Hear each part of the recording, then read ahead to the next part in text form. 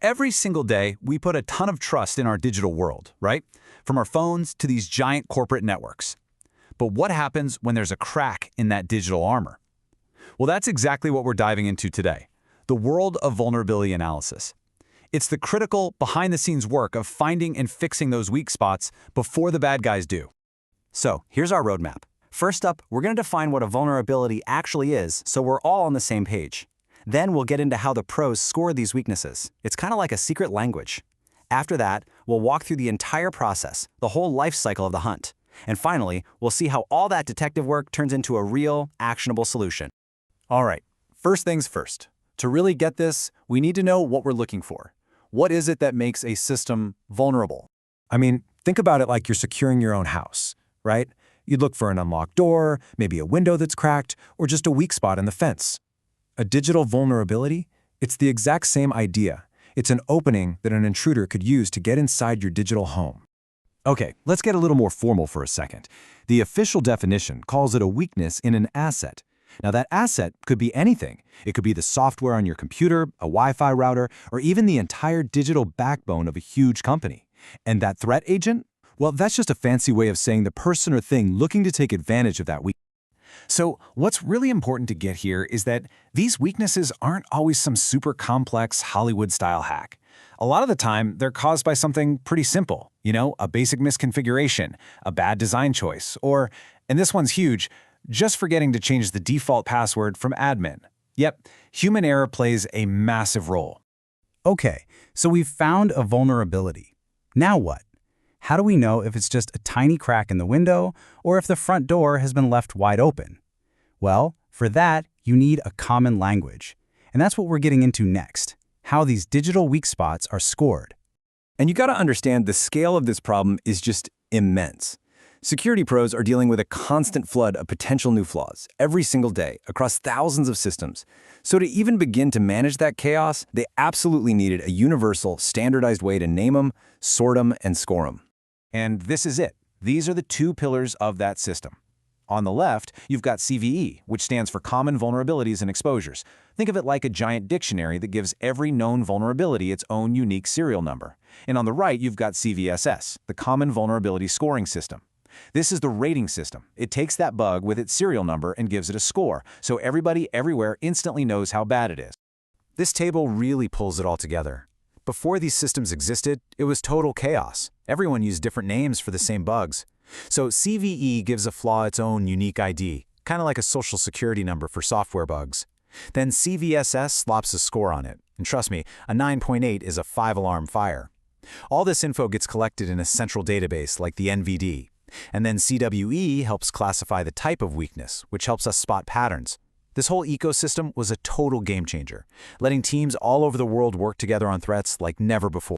So we know what vulnerabilities are, we know how to score them. Now let's get to the main event, the actual systematic process that the pros use to go out and hunt for these flaws. Take a look at this. The most important word on this slide is cycle. This isn't a one-and-done kind of thing, right? You don't just check it off a to-do list. It's a never-ending loop of preparing, scanning, and responding. And as you can see from the arrows, as soon as you think you're done, you're starting all over again. Now, we can break this whole cycle down into 3 main phases to make it a bit easier to digest. First, there's the preparation, the pre-assessment. Then you've got the actual scan, the assessment phase. And finally, you have to deal with what you found. That's the post-assessment phase. Let's dig into each one. So phase 1 is all about getting your ducks in a row. Before you even think about scanning for flaws, you have to know what you're protecting. It's about taking inventory of your most critical systems, mapping out the whole network, and deciding exactly what's in scope for the scan. It really boils down to a classic saying in security: you can't protect what you don't know you have.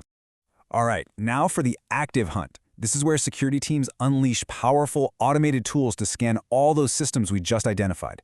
These scanners are looking for everything, from well-known bugs to simple misconfigurations. A really big part of this phase, by the way, is filtering out false positives. Alerts that seem scary but aren't actually real threats. It lets the team focus on what really matters. And they are definitely not doing this by hand. Professionals rely on incredibly sophisticated tools like Qualys here.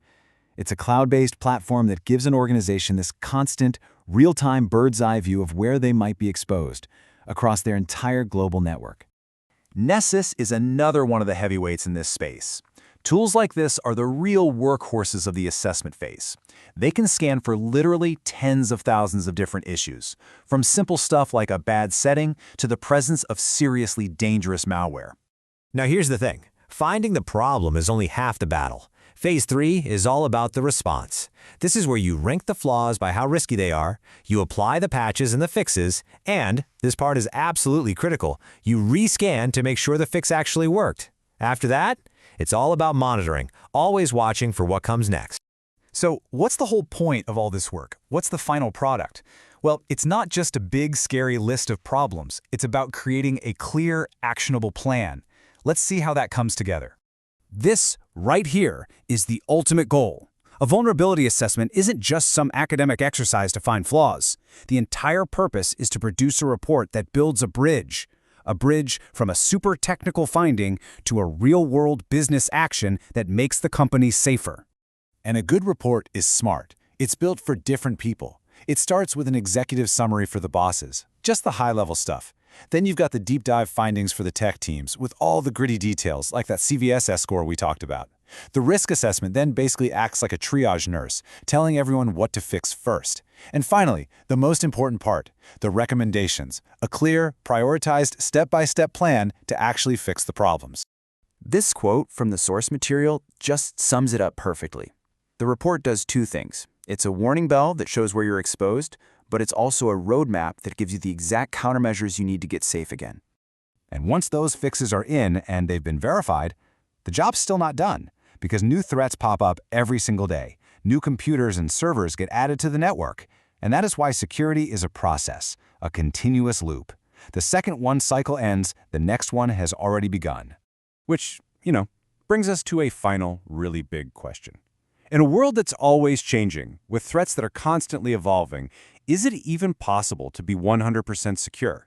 Or is the real goal just to be as prepared and as resilient as you possibly can be? That's the question that keeps the entire cybersecurity industry awake at night.